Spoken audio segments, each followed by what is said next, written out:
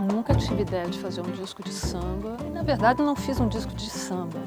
Durante uma fase, assim, que eu fui fazer canções, tudo que saía era samba. Eu e o Léo, meu empresário, a gente costuma dizer que esse disco brotou. Porque ele não vem de um desejo, ele não vem de um sonho antigo, uma ideia, um dia eu podia fazer isso. Ele aconteceu assim, a gente foi para o estúdio gravar uma outra coisa, que era uma música para novela, uma canção minha que eu fiz de encomenda, eu, Domênico e Alberto.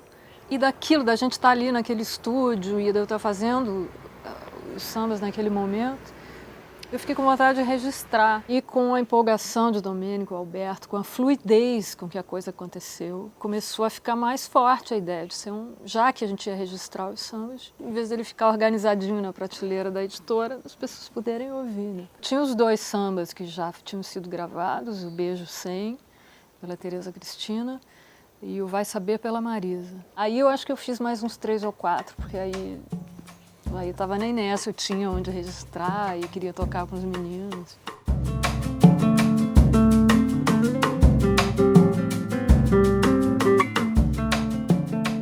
Parecido com os outros trabalhos que eu fiz, ele tem uma conversa, né, com o imaginário, com os sambas antigos, com as coisas que me formaram. Tem muito. Eu enxergo totalmente ali as influências, onde é que está o Lupicínio, o Ismael, as conversinhas, as coisas. E essa coisa que o Lupicínio fala do micróbio do samba, né? Quer dizer, você tem o micróbio, não necessariamente você é uma pessoa do mundo do samba, você pretenda ser sambista, né? Eu não tenho a menor pretensão, esse disco não quer isso.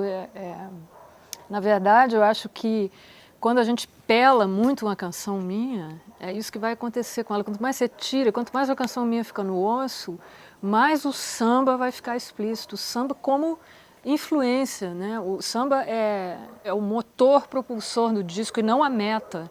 Eu não quero fazer sambas, eu não quero entender de samba, eu quero continuar sendo uma impostora de música como eu sou.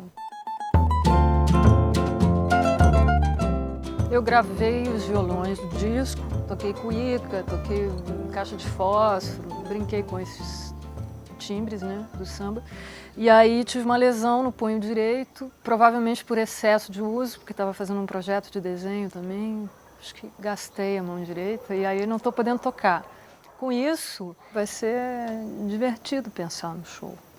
Posso escolher sambas complicadíssimos, coisas atonais, o Paulinho da viola mais encrencado, porque é o Davi que vai tocar.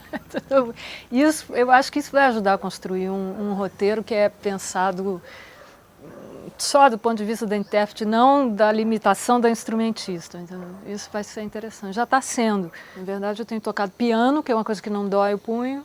Tenho feito canções assim sem instrumento, que é um negócio que alarga o espectro harmônico, melódico, enfim. Então eu, num primeiro momento, me senti totalmente de castigo, mas depois encarei como uma grande oportunidade. O Domênico quer que eu me comporte no show como crooner. Eu vou ter que estudar, né? Aprender a me portar assim. Mas é um desafio, acho que vai ser engraçado. E uma das primeiras coisas que eu pensei foi o Domênico abrir o show fazendo Te Convidei para o Samba, que é um samba que eu adoro. Para mim é um clássico, embora seja novinho, contemporâneo.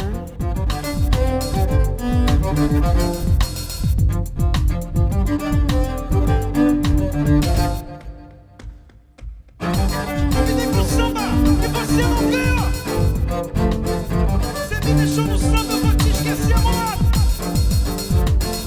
Te convidei pro samba e você não veio. Você me deixou no samba, eu vou te esquecer.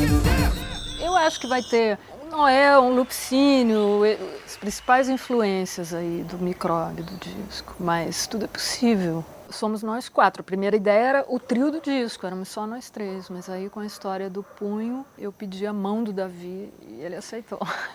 O meu jeito de me relacionar com eles musicalmente é de cada vez a gente fala menos, a gente toca, senta e toca. Se eles chegarem aqui agora, ninguém vai falar, a gente vai tocar. Isso é uma coisa tão bacana e que eu acho que não é toda hora que isso se dá entre 3, 4 instrumentistas ou artistas, enfim, porque Domênico, Alberto e Davi são compositores também, né?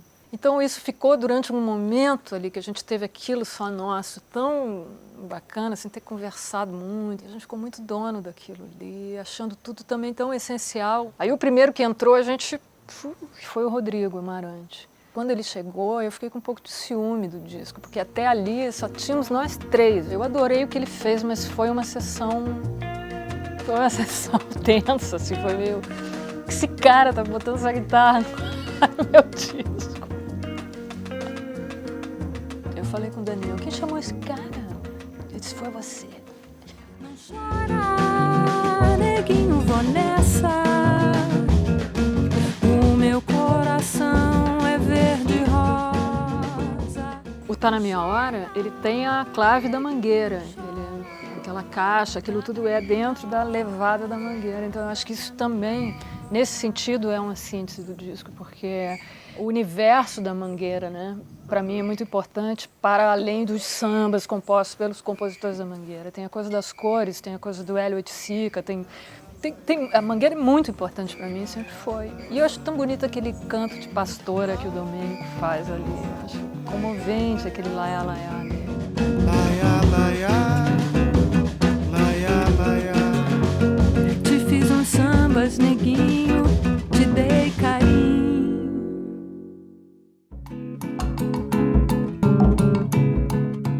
Maria Lúcia Dal ouviu uma fita quando ela foi fazer uma peça em Porto Alegre, caiu na mão dela uma fita minha de show onde eu cantava o Caminhoneiro. E ela achou aquilo incrível, quis me conhecer e disse, olha, eu não conheço nada, ninguém de música, minha turma não é de música no Rio, mas eu adoraria te ajudar, se você, assim, sem compromisso, tudo. Mas como ela tem amigos incríveis, as pessoas ficaram curiosas, enfim, aquilo virou um negócio.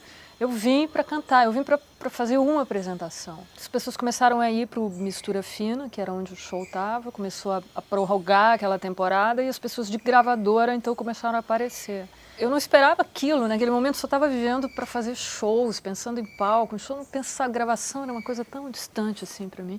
Mas aquilo apareceu e eu intuí que não era uma coisa de... Você quer gravar um disco? Eu achei que não era coisa de dizer, não, obrigado, passa aí mais tarde, entendeu? Eu assinei, tinha várias propostas.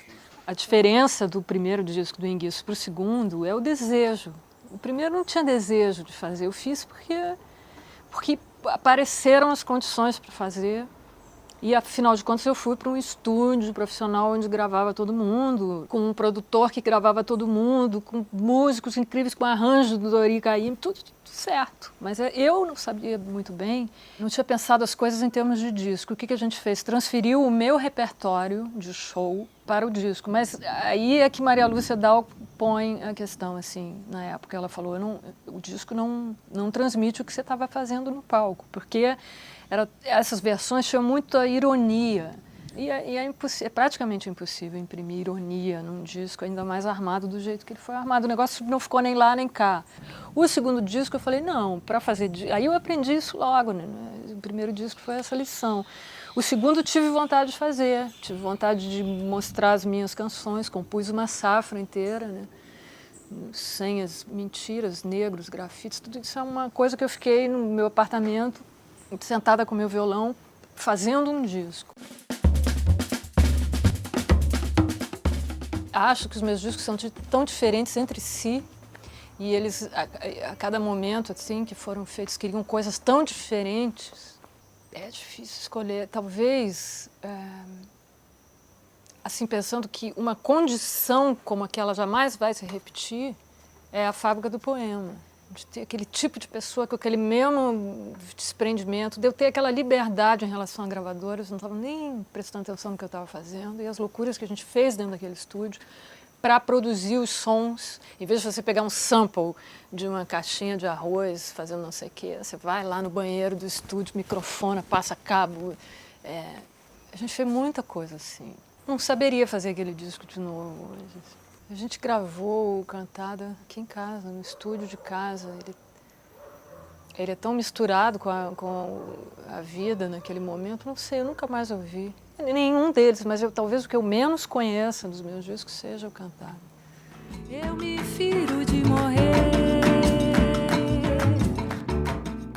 Sabe que o Micróbio do Samba, eu estava lendo sobre Lupicínio, E ele fala disso com orgulho, dizendo, tá vendo, desde pequenininho eu trazia o micróbio do samba, que quanto mais velho eu fico, menos quer me abandonar. Eu li isso e falei, bom, eu só transportei isso para o encarte do meu disco, é assim que eu me sinto. Picada, contaminada, infectada, mas ainda assim uma impostora. Pelo amor de Deus, uma impostora. Deixa a menina sambar em paz. Você disse não lembrar.